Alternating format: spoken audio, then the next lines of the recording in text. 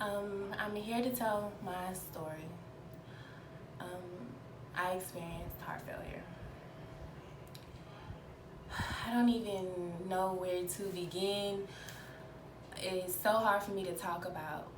In January 2019, I experienced heart failure.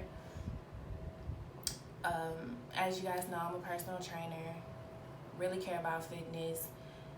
It was one of the hardest things I've ever had to deal with in my life, if not the hardest, because mentally,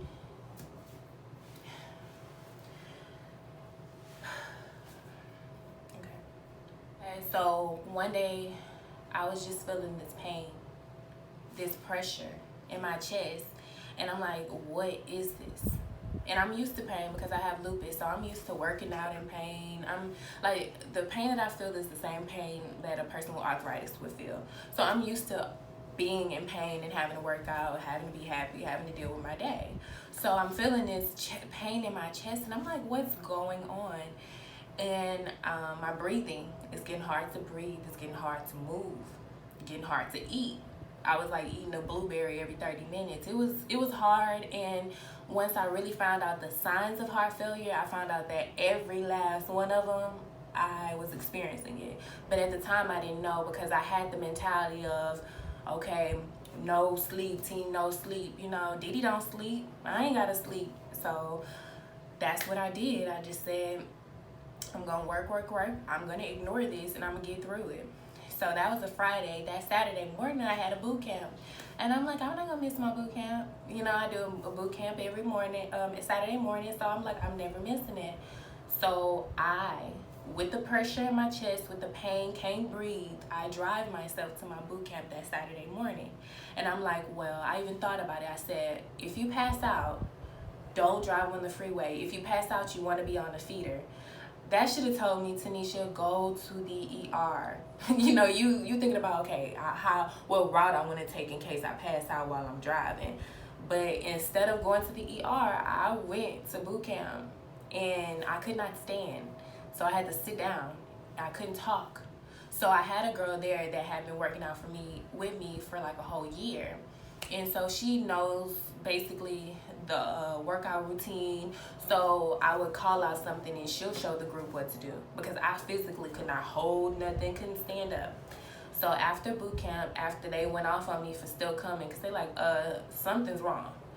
So I drive myself to the ER and I'm laid out in the ER. Lord, my anxiety. I knew I had a little baby case of anxiety, but after this situation, it blew up, and it started in that ER because I was sure I was dying.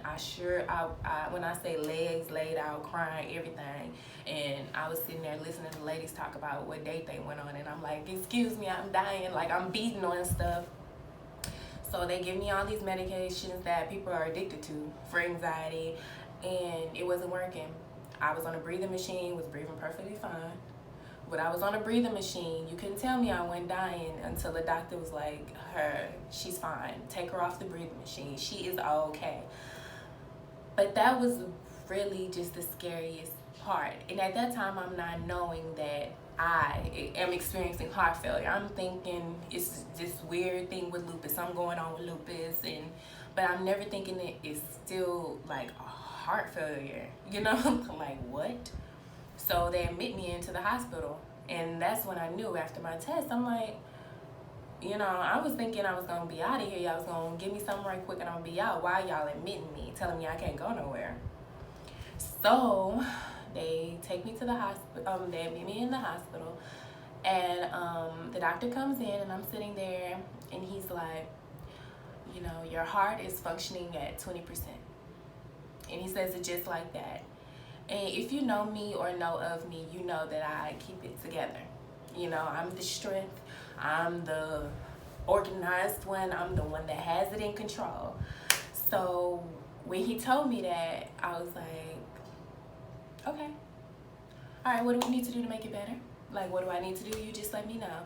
But inside, I was losing my mind. That was The worst feeling I've ever felt in my life when that doctor told me my heart was functioning at 20%.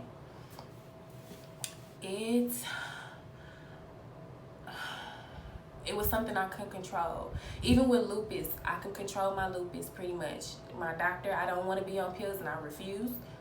So I live a very strict lifestyle to make sure that I don't need pills. And I work out and I still, even through lupus, I work out and I'm strong and I'm in control. I can still do this. And it's like something sitting you down, something you putting you on your, that's like, nah, you're not in control.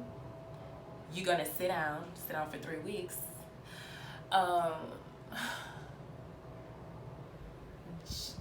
Just knowing that I was not in control. Like, what do I do? My heart, like, what? My heart's inside. How do I fix it? It ain't no workout for that. What do I do? Like, it was just the hardest thing in my life. And in my head, I wanted to tear up that hospital room. I wanted to tear up the hospital room.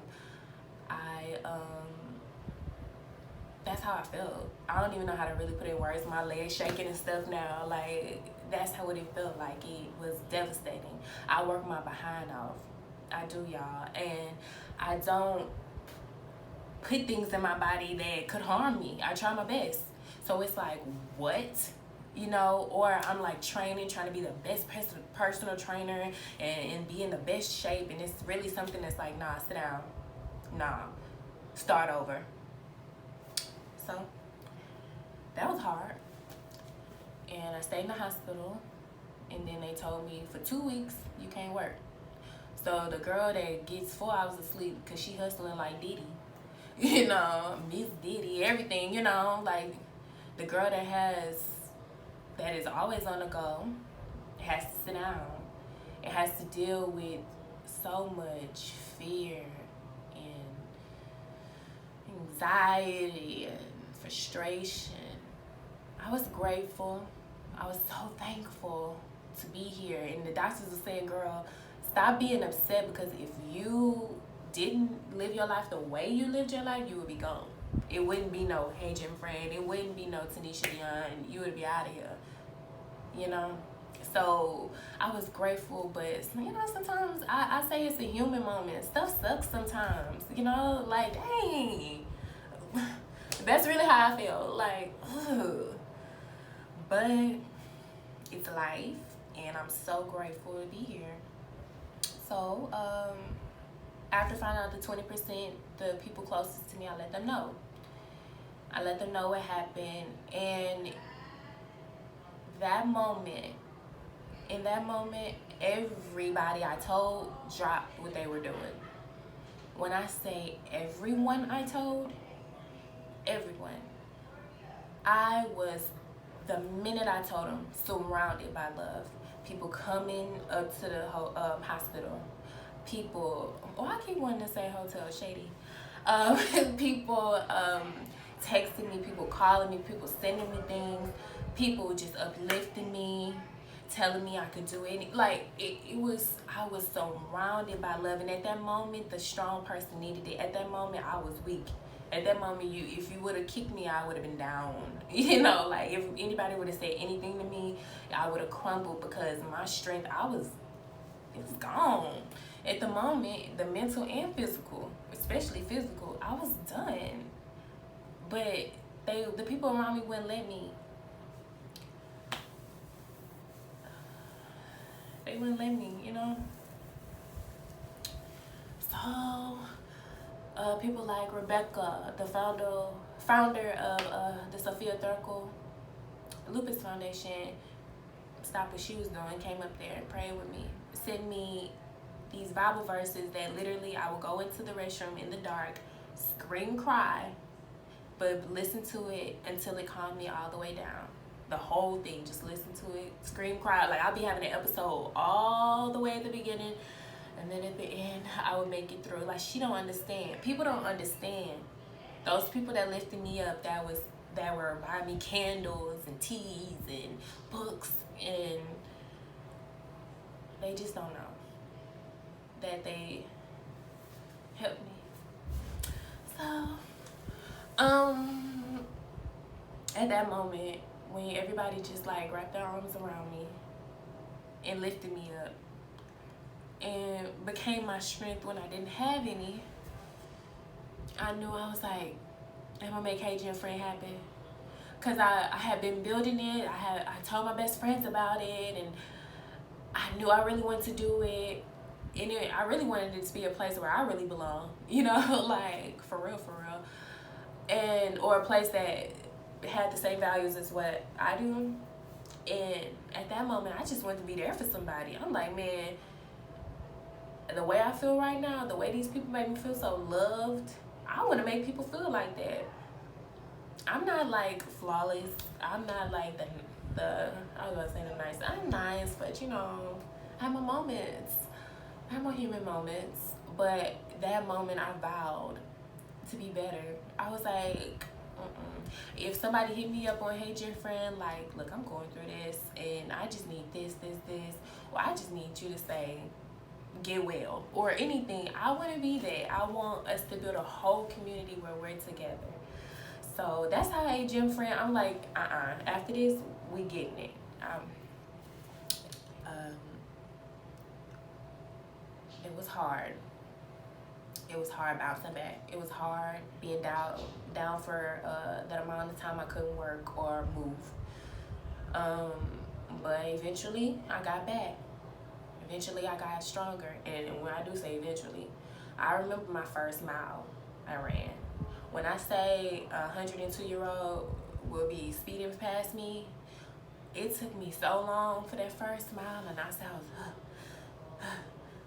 I was at a park, but it was walking really, but it was like moving my head. It was creeping. It was really, really creeping.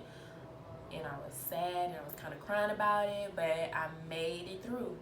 My breathing was crazy, but I made it through. In my first little mile, I probably spent like 30 minutes on that mile. I ain't even gonna lie, it was terrible. But it's my first mile I ran after, and I built myself up, and I was so proud of myself. And now I'm better. It's been a whole year. I'm better. My anxiety was taking over. It really was, but I just really learned to like shake everything off. Like, yeah, you know, things gonna happen in your life, but you, no matter what it is, try your best to shake it off. Just for real, keep doing what you do. Things gonna happen. Shake it off though. You got this. You got this. You know. That's really what I learned from this. I learned to keep a healthy lifestyle. Keep a healthy lifestyle, because you never know what's gonna happen. What ended up happening is my lupus started attacking my body. So with a common cold or anything, with lupus, it can turn into something huge. So just me taking care of myself with lupus made everything okay with me. Well, not okay, but made it to where I'm still here. I had my checkup. I had my checkup like 2 weeks ago, this month in February. Exactly 1 year after the whole thing, and I got good news. Off of my medicine that they told me I would be on for the rest of my life. I'm off my heart medicine, and also they told me that I'm functioning normal. Like, I'll have like a yearly checkup just to make sure everything's good, but like the heart is doing its thing. And they like, just listen to your body. Things I say to my clients: listen to your body, pay attention, don't overdo this, get rest. Everything I say to my clients, I gotta do in real life. It's just is what it is. I just wanted to share my story because I want y'all to take care of yourselves.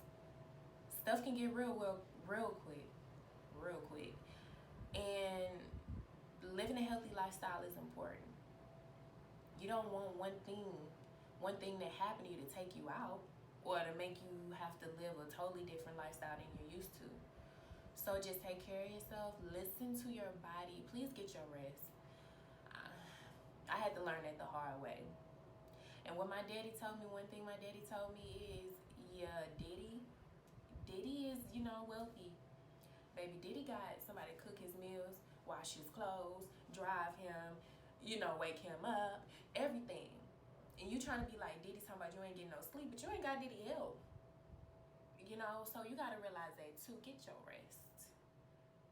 Get your rest. The hustle will be there when you wake up. I ain't saying you gotta sleep half the day, but please, just don't do no 4 hours a day like me and just keep it going, keep it going. Don't do it. I hope this was good for you. It's good for me. I'm not used to this, but I'm trying to open up and let you guys know what your friend